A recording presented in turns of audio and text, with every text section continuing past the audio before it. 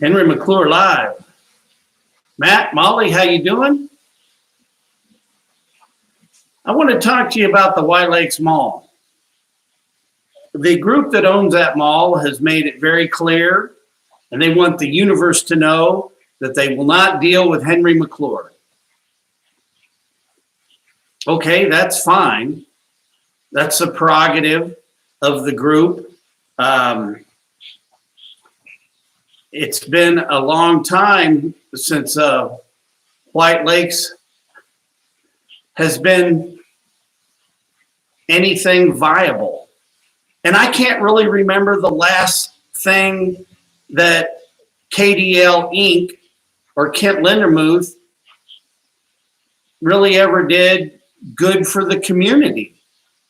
I mean, I just think the last thing that I knew about them was somebody getting shot inside one of the space at 12:30 at night or 2 in the morning for stealing copper.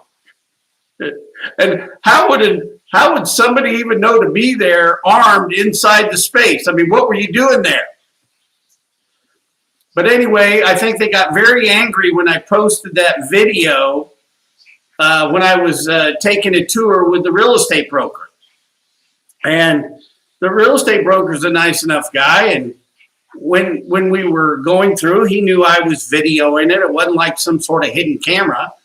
And then, you know, he called me up and said, hey, I really didn't want people to hear what I was saying. I just thought that was exclusively for your client. And well, okay. So I did a voiceover again with him off of the video. And I'm telling you something, that video got 19,000 views in 24 hours.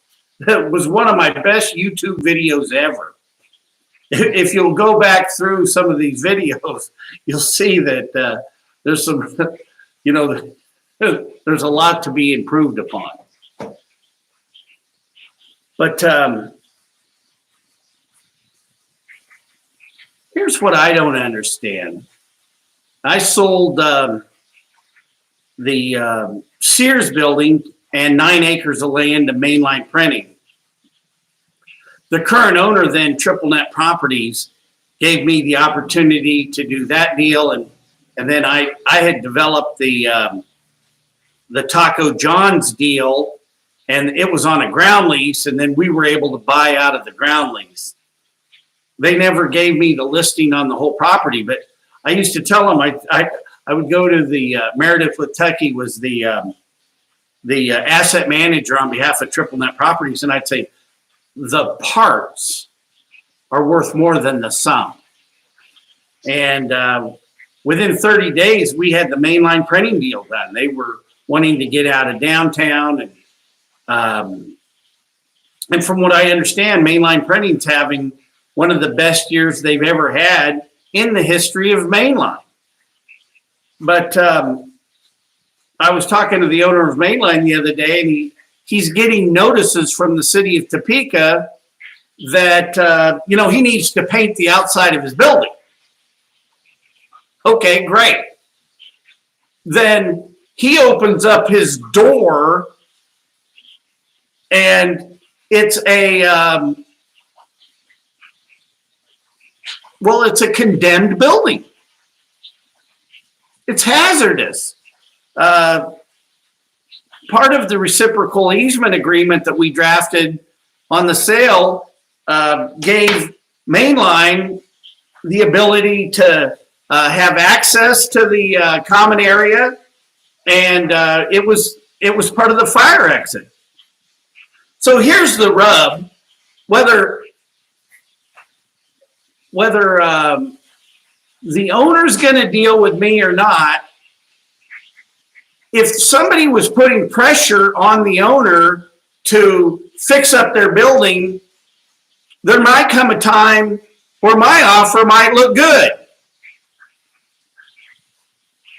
Right?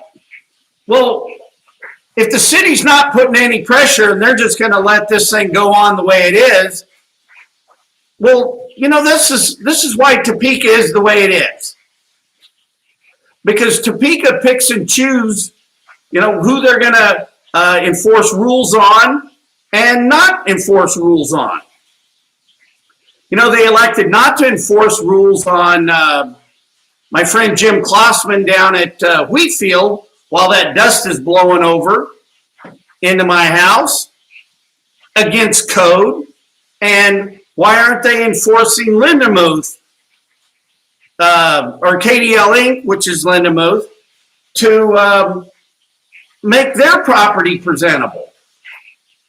You know, a real estate developer doesn't have to have a nickel to his name to make a deal happen. All we have to do is have a good idea. So it would be nice if somebody could develop White Lakes.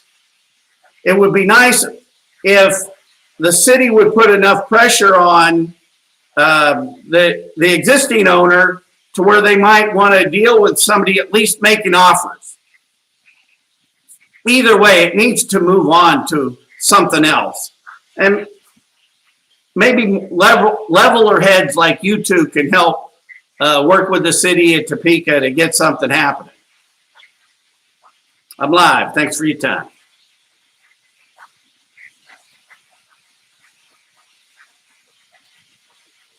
Have a good night.